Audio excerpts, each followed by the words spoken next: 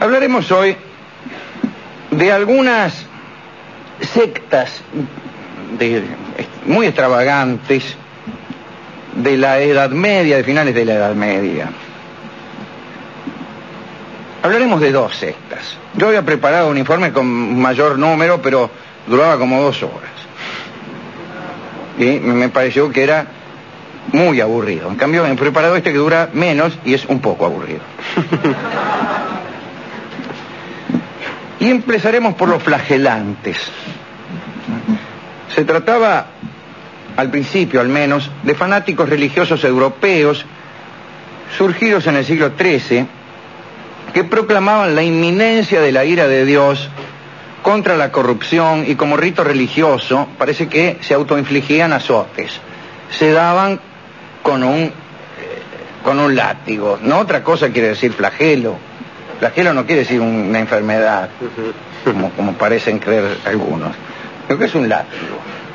Pues se daban con un látigo. Esto de creer que la ira de Dios es inminente y que los tiempos están a punto de terminar es común en casi todo extremismo religioso. Casi todo pensamiento religioso demasiado indignado piensa que Dios se enoja y que se enoja ahora. Está bien, yo no sé si piensan así o si conviene predicar de esa manera. Y si uno dice, bueno, Dios se va a enojar pero no ahora, uno tiene tiempo para seguir pecando mientras que Dios no se enoja.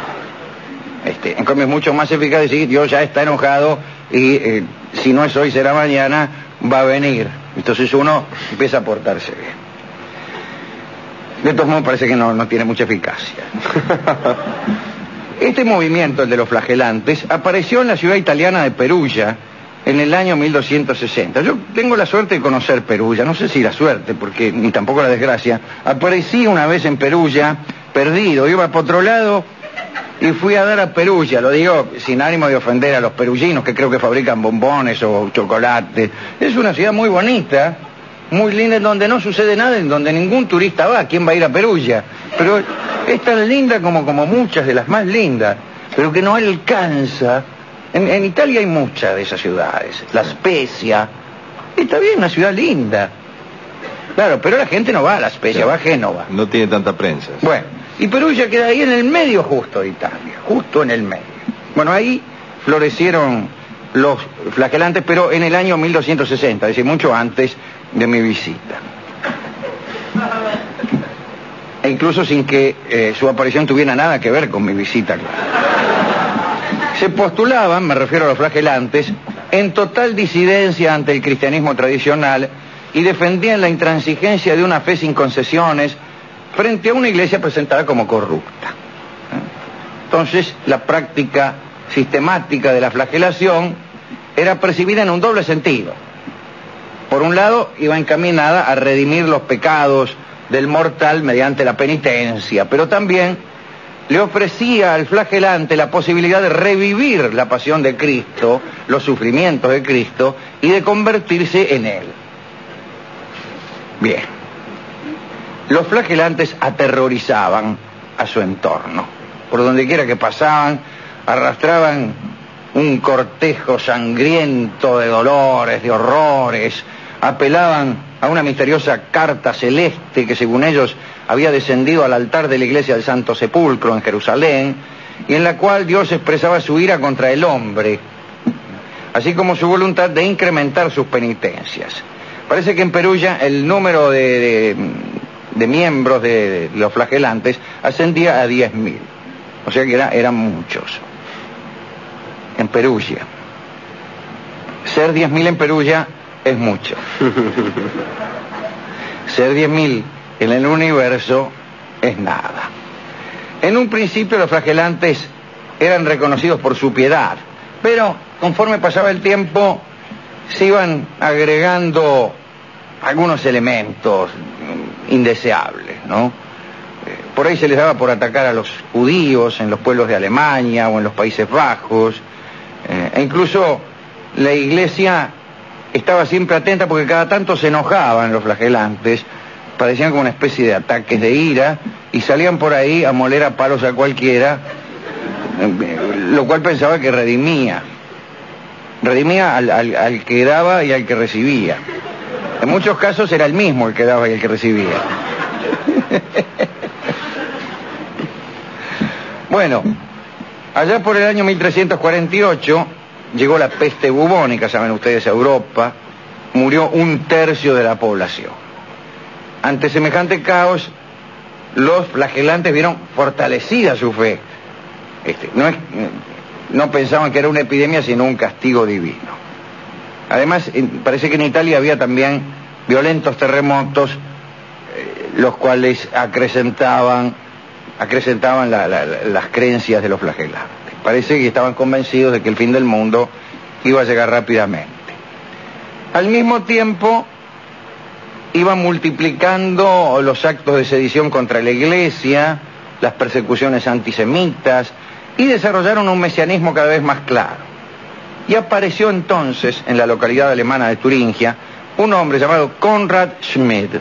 Konrad Schmid.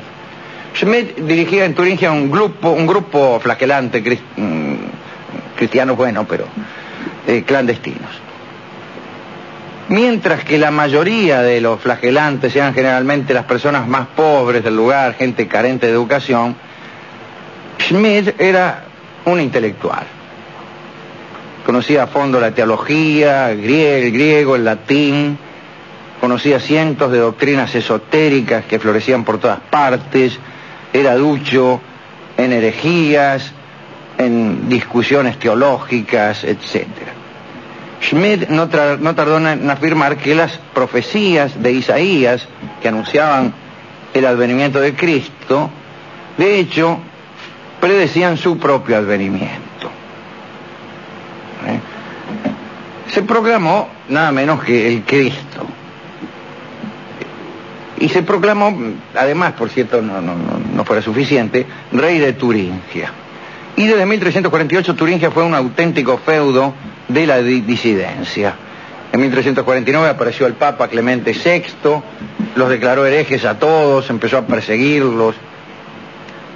La elección de Turingia como sede de esta herejía tenía su significado. Según algunas leyendas populares que alguna vez contamos aquí, el emperador Federico II de Hohenstaufen no había muerto, sino que estaba oculto. Todavía creen que no ha muerto, que está en alguna parte esperando, vaya a saber qué palabra o qué orden, para ponerse en movimiento de nuevo.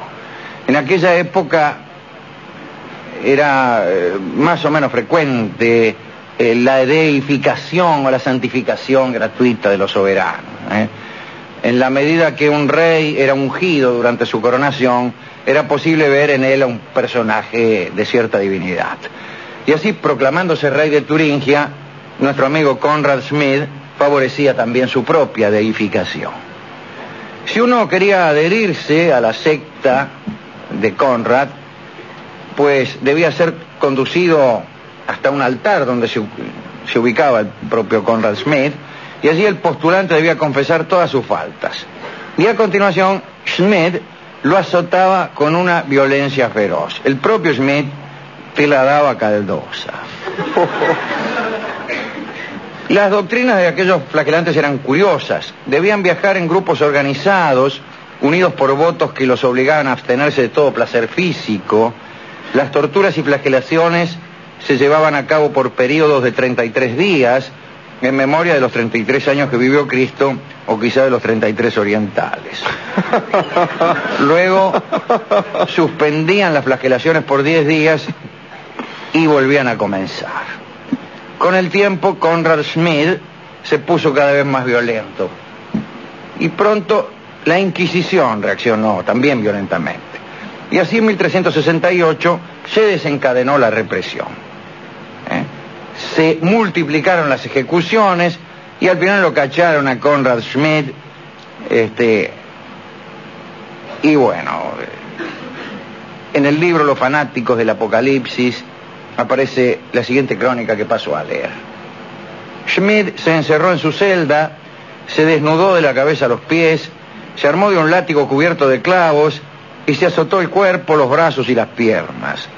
Uno de los clavos en forma de gancho le desgarraba las carnes, y lo hizo con tanto ardor que el látigo se partió en tres y los clavos se estrellaron contra la pared.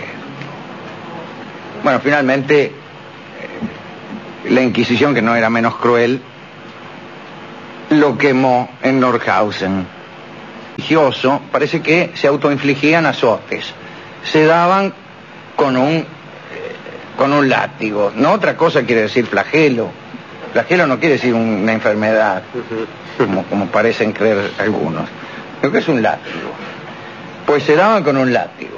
Esto de creer que la ira de Dios es inminente y que los tiempos están a punto de... Si uno dice, bueno, Dios se va a enojar, pero no ahora, uno tiene tiempo para seguir pecando mientras que Dios no se enoja.